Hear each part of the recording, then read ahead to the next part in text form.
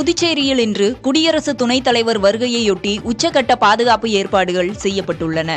2 நாள் பயணமாக குடியரசு துணைத் தலைவர் ஜெகதீப் தன்கர் டெல்லியில் இருந்து தனி விமானம் மூலம் சென்னை வந்து ஹெலிகாப்டர் மூலம் புதுச்சேரி விமான நிலையம் வந்தடைகிறார்.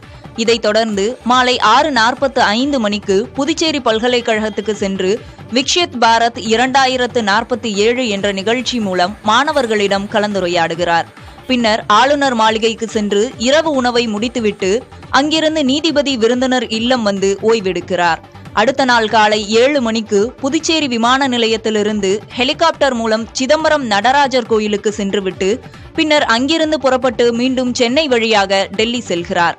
இவரது வருகைக்காக விமான நிலையத்திலிருந்து நீதிபதி விருந்தினர் இல்லம் வரை காவல்துறையினர் வாகன அணிவகுப்பு ஒத்திகை நடத்தியுள்ளனர்.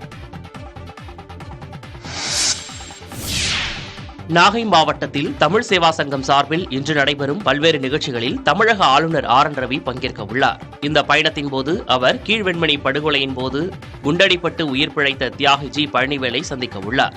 இதற்கு மார்க்சிஸ்ட் கம்யூனிஸ்ட் கட்சி தரப்பில் எதிர்ப்பு தெரிவிக்கப்பட்டுள்ளதுடன் ஆளுநரை எதிர்த்து கருப்பு கொடி காட்டப்போவதாக மாரிமுத்து தெரிவித்துள்ளார். நிலப்பிரபுக்களுக்கு ஆதரவாக இருந்தவர்கள் என்கிற முறையில் பழனிவேலுவை சந்திப்பதற்கான எந்தவித உரிமையும் அவருக்கு இல்லை. இன்றைக்கு பழனிவேலும் அதைத்தான் எங்களிடம் குறிப்பிட்டார். அவருடைய புதல்வன் ஆளுநர் வந்தால் வந்துவிட்டு போகட்டும் என்று சொன்னதின் காரணமாக இன்றைக்கு அவர் ஏற்றுக்கொண்டிருக்கிறார். எப்படி இருந்தாலும் வெண்மணியிலும் அவருக்கு கருப்பு கொடி காட்டுவது என்று நாங்கள் தீர்மானித்திருக்கிறோம். தனக்கு உடல்நிலை சரியில்லை என்றாலும் தமிழக ஆளுநர் தன்னை சந்திக்க எந்த மறுப்பும் தெரிவிக்கவில்லை என தியாகி ஜி பழனிவேல் கூறியுள்ளார். தோழர் ஆஸ்பத்திரி கொண்டு போவோம், நான் சொல்றது தான் அவங்க கேட்டுட்டு நிற்கிறாங்க. ஆஸ்பத்திரிக்கு இவங்க பார்த்துட்டு போட்டோம், நீங்க ஆஸ்பத்திரிக்கு போகணும், நான் உயிர் போனாலும் பரவாயில்ல அப்படின்னு இப்ப சொல்லியிருக்கேன். என் தோழர்கிட்ட அதான் இப்ப சொல்லிட்டு இருக்கேன். ஆளுநரை பார்க்கறதுக்கு நான் முழு ஆதரவோட உட்காந்துருக்கேன். உடம்பு வழியே பாராம பார்க்கறதுல உட்காந்துருக்கேன். அதனால மாற்று கட்சிங்கிறது மாற்றி கருத்துங்கிறது கிடையாது. பார்த்துட்டு நான் ஆஸ்பத்திரி போகணும், அதுதான் இப்ப என் தோழர்கிட்ட சொல்றேன்.